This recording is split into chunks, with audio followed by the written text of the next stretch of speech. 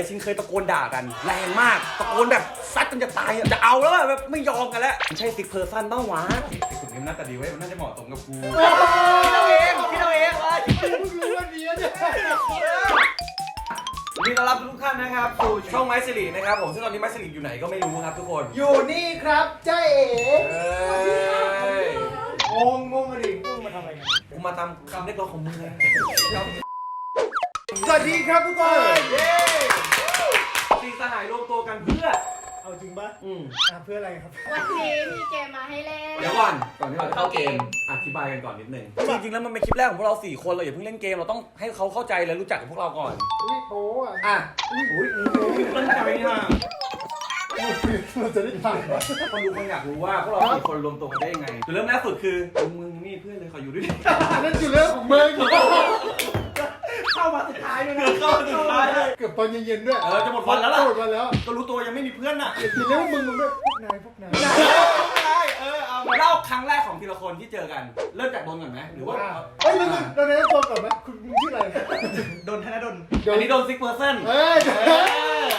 นี่ชื่อไอจีฟรีบังหน้ามันเลยฟรีคุณชื่ออะไรคุณมีชื่อเกาหลี ไม่มีเลยกูลืมนะกูอ่ะ อ้าวโหย กูมันอะไรนะ มันเซ่อะ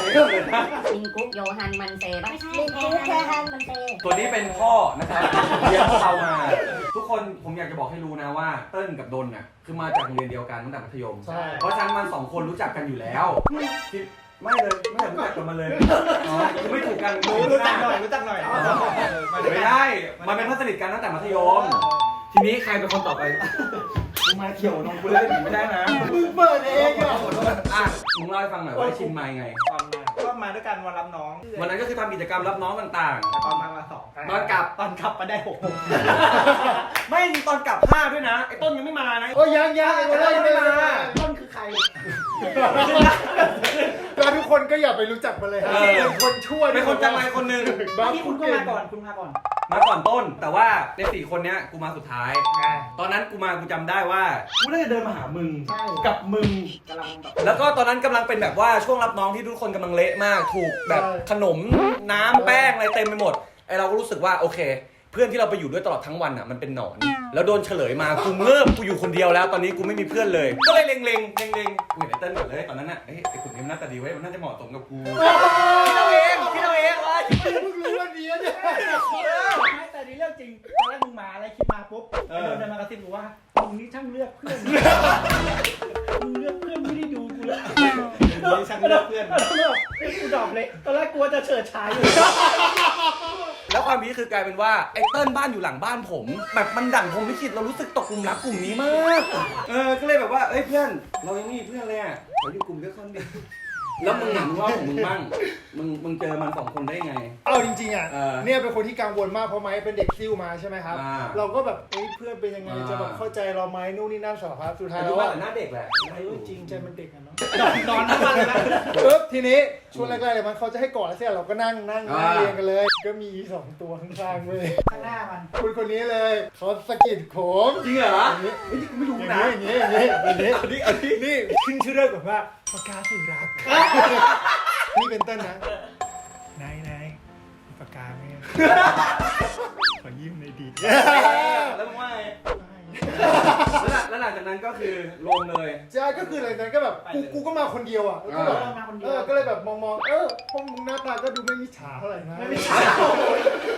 ก็คบได้แหละอะไรก็เลยแบบอยู่ด้วยกันวันนั้น แล้วพอหลังจากนั้นพวกเราก็รวมตัวกันได้6คนความสนุกมันเพิ่งเริ่มต้นเนี่ยพวกเรารวมตัวกันได้6คนถ้าเกิดทุกคนรู้นะพวกเราทุกคนเนี่ยคบกันอ่ะบางครั้งนะเพื่อนกลุ่มผู้หญิงอ่ะยังบอกว่าพวกเราคบกันเหมือนผู้หญิงคบกันเลย คือเราจะมีความขี้งอนแบบง้องอนกันเหมือนผัวเมียมากอยู่กันในกลุ่ม6คน วันนั้นนี่ นี่วันนั้นอีกแล้วคือเวลาเราไปห้างกัน ก็จะคุยกันแล้วว่าเวลาเราทำอะไรกันเราต้องทำกัน6คนทำเหมือนกัน ถ้าจะกินข้าวก็กินกัน6คนถ้าจะดูหนังก็ต้องดูหนังกัน6คนซึ่งกูจำได้แม่นมากวันหนึ่ง ตอนนี้เขารู้หมดแล้วว่าเป็นคนยังไง เอ้ยไม่เป็นไรมีวันหนึ่งครับ6คนเดินเซ็นทรัลลาดพร้าวครับผมอยากดูหนังมึงก็อยากดูหนังมึงก็อยากดูหนังจำได้ว่ามีดนกับโบ๊ท2คน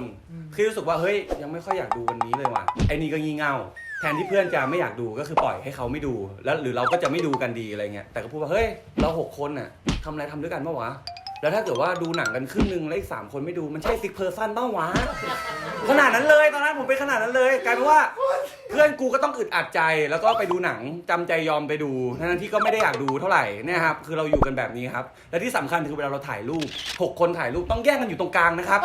รู้ไหมฮะพวกผม6คนเวลาจะถ่ายรูปต้องแย่งกันอยู่ตรงกลาง ปกติเขาจะแยกกันอยู่แบบข้างหลังไม่ก็ข้างหน้าไปเลย หรืออะไรก็ได้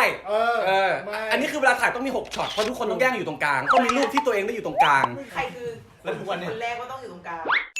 มันเป็นอุปทานห แห มู่ มไม่อุปทานหมู่ อุปทานหมู่ แหมดังเลยอะ หัว มึงเลย อ๋อกูเหรอ แล้วทำไมก็เป็นซิกเพอร์เซน มันมี6คนพอดีกูก็มั่วๆขึ้นมา ได้ เอาวันนั้นเหนื่อยนะเว้ยอะไรก็ได้เอาเขียน กลุ่มผมคือมันฉายแสงกันมานักต่อนักแล้ว เวลาไปมอต้องเซ็ตผมกันไป6คนต้องเซ็ตสลิกแบ็คเท่านั้น ต้นก่อนเลย ผมจำได้แม่นเลยวันที่ไปอาคารจักรพันธ์เพนซิลิเป็นแบบว่าวันปัดฉิมหรืออะไรประมาณเนี้ยไอชินมาคน ปฐมนิเทศ มึงจะปัด วันปฐมนิเทศไอชินมาคนสุดท้ายแล้วมันมาปุ๊บพวกเราเรียงกัน5คนแล้วเซ็ตผมมาโคตรตึงเลยไอชินเดินมานี่พวกเราต้องเซ็ตผมกันเป๊ะขนาดนี้แล้วคือตอนนั้นรถพ่อผมเสียก็เลยมีรถตู้พวกเรา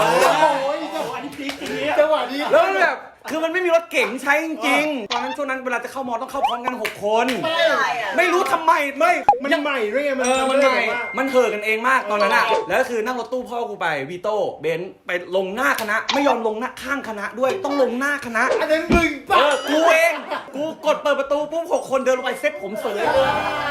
ถึงคณะแล้วเว้ย ไหว้สารพระภูมิอยู่เพื่อนหันมา เพื่อหันมาแทบจะเอาพวงมาลัยมาไหว้พวกกูแทนอ่ะตอนนั้นหน้าหมั่นไส้มากทุกคนเอาเป็นว่าถ้าใครเห็นก็อย่าเอาเยี่ยงอย่างอย่าทำตาม ทำไมถึงท มันเป็นความสนุกในกลุ่มเว้ยมึง มันเป็น พวกเราสนุกกันเอง ไม่ได้จะมาแบบว่ามาบัฟใครแบบว่าคนอื่นมันแค่แบบ ไม่ได้บัฟคนอื่นหรอกบัฟกันเอง มันก็เป็นฟิลนั้นจริงๆ บัฟ แบบ กันเอง แต่ผมว่าตอนนั้นผมว่ามันเป็นเคมีของกลุ่มเรา แบบว่าเราจะอยู่กันเราก็จะชอบช่วยกันพัฒนาตัวเองมั้งคือกลุ่มเนี้ยนะชอบไปเล่นฟิตเนสทุกเช้าต้องเล่นเข้าคลาสทุกวัน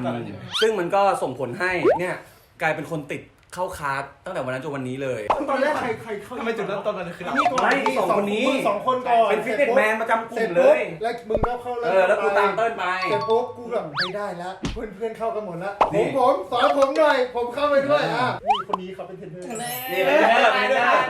ติดต่อได้นะติดต่อได้เดี๋ยวขึ้นให้เลย เล่า จ่ายกูด้วยนะ เล่าเรื่องการวิดพื้นของมึงให้ฟังหน่อย ไม่พื้นครั้งแรกในชีวิตผมก็คือวิทย์ไม่ขึ้นเลยวิทย์ท่าผู้ชายเสร็จปุ๊บไม่ขึ้น เทป3 คนน่ะ พวกมึงก็เลยบอกว่าไม่เป็นไรงั้นก็วิทย์ท่าผู้หญิงก็คือเอาวางเข่าแล้วก็วิทย์แต่ว่าขนาดวางเข่าแล้วปุ๊บ ยังเซฟ ก็เลย 3 คน มันก็เลยหันมาอย่างงี้พวกมึงไม่ขึ้น คือทุกวันนี้ครับนิ้วก้อย สุดท้ายแล้วอ่ะ เออ พวกมึงก็ต้องแบบมาอุ้มอย่างเงี้ยอุ้มแบบ สมมติอย่างนี้ อย่างงี้คนหนึงดึงเทขึ้นอย่างเงี้ย มีคนหนึงกอดจาก คิ ที่ ด หลัง ดูดิการวิดพื้นแค่คนเดียวอ่ะ จริงๆกลุ่มเนี้ยนะทุกคนโคตรเป็นกลุ่มแบบว่าสุขภาพดีเลยอะ เอาจริง จริง ขอแค่เรื่องนี้ก่อนไอ้ต้นมึงนะไม่เคยบอกอันนี้ผมไอ้ชินคนอย่างมึงอะนะไฟมึงอะเหมือนกับแค่ไม่ขีดมึงรู้ป่ะมึงจุดไฟอะกูแค่กูเป่าก่อนหายใจอะก็เปลี่ยนแล้วก็ดับแล้วได้ โชว์ซิกแพคหน่อยเว้ย จำคำนั้นได้ดีให้เหมือนนิยามดีไฟกลุ่มสั้นๆเนี้ยผมรู้สึกว่ามันครบแล้วมันก็แบบครบในที่นี้คือมันถึงแบบในทุกๆด้านที่จำเป็นต่อการดำรงชีวิตเลยนะพาร์ทการเรียนพาร์ทเพื่อนพาร์ทงานพาร์ทแบบ ความรับผิดชอบสุขภาพ ทุ อะไร กอ เงี้ ย่าย งทุกนิสัยอะไรเงี้ยเอาจริงผมพูดมาตลอดเลยว่าโคตรโชคดีอะที่ได้เจอพวกมึงเลย จริง แล้วก็เป็นคนที่แบบว่าพูดมาตลอดว่า ถึงแม้เพื่อนจะแบบเดินจากยูเนียนอะแบบว่าทิ้งกูนั่งอยู่หน้าคณะแล้วก็ไปเดินยูเนียนต่ออะไรเงี้ย แล้ว แต่ มัน รู้สึกว่า จำอยู่เรื่องเดียวมีเรื่องอะไรบ้างที่ทุกคนจะเอามาลงอ่ะ จริงแล้วมันเล่าเรื่องนี้ทุกรายการ ทุกรายการ หรือจะเอาเรื่องวักปะล่ะ โอ้โห เชื่อไหมผมกับไอ้ชินเคยตะโกนด่ากันแรงมากตะโกนแบบซัดกันจะตายอะจะเอาแล้วอะแบบไม่ยอมกันแล้วมันเกิดจากความขี้งอนกันมากเลยนะ มันเกิดจากความแบบรักกันสุดๆไปเลยอะ จริงหรือจริงพวกเราแอบรักกันเนาะ กูว่าเรื่องคัดวากรู้ทั้งคณะเพราะอะไรเดี๋ยวผมจะเล่าให้ฟังคือตอนแรกอะวากเขาบอกว่ามันจะมีวากสาขากับวากคณะซึ่งตอนแรกมีแค่วากคณะแล้วเราอะก็คิดว่าคงไม่มีวากสาขาแหละเติ้ลคิดไหมจะไปคัดวากคณะตอนนั้นคัดกันออกมามั่นใจมากว่าไอ้นี่ติดไอ้นี่ติดไอ้นี่พะวงว่าไม่ติดก็มานั่งให้กำลังใจกันเฮ้ยมึงไม่เป็นไรนะเว้ยถ้ามึงไม่ติดอ่ะเราจะไม่มีใครเป็นเลยใช่เราจะสัญญาเกี่ยวก้อยเราต้องเป็นมากัน3 คน ถ้าตอนปี 1เรากลับมาอีกครั้งว่าซิเวอร์ซันนะทำอะไร ไม่ได้ ไม่ได้ ถ้าเป็นวักมันก็ต้องเป็นกัน3 คน ทีนี้ มึง พอผลคะแนนออกมาไอ้นี่ติดไอ้นี่ติดกูไม่ติดอยู่คนเดียวกูก็ไม่อยากให้แบบต้องมาพังกูเลยเฮ้ยมึงได้เลยสบายมากกูทำงานคณะอยู่แล้วกูทำกิจกรรมอยู่แล้ว ถึงแม้ว่าในใจจะแบบ ในใจพังแล้วมึงตอนนั้นน่ะในใจพังเลยมึงลองคิดภาพนั้นนั่งอยู่โรงช้างคนเดียวซ้อมว้ากันเฮ้อเฮ้อวอร์มเสียงอะวอร์มเสียงกันอยู่อะแล้วกูนั่งดูอุ้ยสนุกจังเลยเนาะ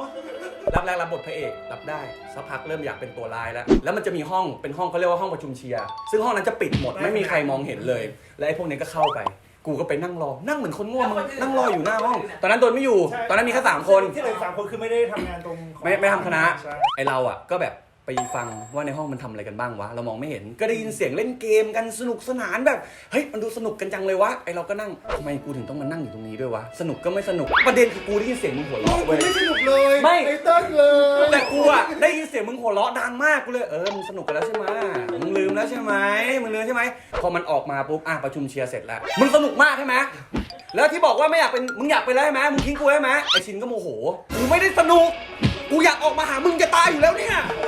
กูไม่สนุกมึงสนุกกูไม่สนุกมึงสนุกซัดกันอยู่อย่างนี้2 คน แต่ว่าเหตุการณ์นั้นน่ะพูดตรงว่าจำดีเทลไม่ได้ละเอียดว่าพูดอะไรบ้างแต่ทุกอย่างมวลเหตุการณ์หรืออารมณ์อะประมาณนี้จริงๆแล้ว ตอนนั้นคือแบบ มันต้องตะโกนขนาดนั้น ไอ้นี่ เพราะมึงส่งไปเยอะแกหรือว่าเราซ้อม ใช่เราซ้อมเพราะเรารู้ว่ามันจะทำงานใช่ว่ามันจะทำงาน ส่งกันลงให้มันเท่าๆกันนะ เหมือนไอเนี้ยไปบอกมันว่าเหมือนมันไม่รักกูไงไอ้นี่มันเลยโมโหว่าแบบ ใช่มันจะ คือกูก็ไม่ได้อยากจะสนุกหรอกแต่มันก็ต้องทำตามนะไอ้นี่ก็เด็กเกินติ๊งตองมากงอนไปหมดอะไรเงี้ย ไม้จะเป็นคนที่แบบว่าเหมือนมันจะมีคีย์อะไรที่แบบว่าถ้ามันเราไม่รู้สึกอย่างจริงๆอ่ะแล้วแบบมึงพูดอย่างนี้เราจะแบบมันก็เลยจะ มันก็จะยิ่งแบบไม่ใช่มันน่ะก็ไม่ใช่กู อ่ะ อ่ะ คิดว่ากูมีความสุขกว่าอะไรเงี้ยความสุข เนี่ยเราทะเลาะกันด้วยความแบบ แล้วก็คือโกรธกันเลยปะยาว ไม่ จบวันนั้น สุดท้ายมันจบเพราะว่ามันมีวากสาขาเข้ามาไอ้นี่ก็เลยไปอยู่วากสาขาแทน ซึ่งมันไม่เป็นไรเลยเว้ยสุดท้ายก็ยังได้อยู่ด้วยกันอยู่ดี ต้องเคลียร์กันถึงทุกวันเนี้ย จริงๆก็เก็บอยู่ข้างใน ถ้ามึงลองนึกภาพนะกล้องใหญ่รับอยู่ชา3 คนไม่เป็นไรหรอกแค่กล้องคัดมา2 คนกูกับเต้นมึงไงดีวะเต้นบอกว่าไงมันก็เป็นไปถึง ไม่ต้องพูดเบาก็ได้ตรงเนี้ย ก็มันทำแล้วเป็นหน้าที่ไง ทำไปเถอะแต่ว่ามึงทำตามกูนะวันนั้นนะคนทั้งคณะจะมองพวกเรา3 คนงี่เง่ามากเว้ย เราก็ดูเป็นเด็กที่แบบพวกลูกพี่ก็หมั่นไส้ก็คือเรื่องจริงอ่ะ กลุ่มนี้ครับได้เครดิตมาชื่ออะไรรู้ไหมครับผู้พิทักษ์คัทเอาท์ครับผม ผู้พิทักษ์คัทเอาท์ครับเพราะว่าพี่วากำลังจะทำลายคัทเอาท์ที่พี่ปี2ทำมาต้อนรับพวกเราแต่ไอ้นี่โมโหมากเพราะรักพี่ปี2มากอินเวอร์อินอะไรก็ไม่รู้ลุกเลยพี่ครับห้ามทำลายคัทเอาท์ครับไอ้พวกนี้เหวอเลย ใช่ ครับ แล้ว6 คนเดินไปอยู่ข้างหน้าจับมือกันขวางคัทเอาท์ห้ามทำลายคัทเอาท์นะครับห้ามนะครับร้องไห้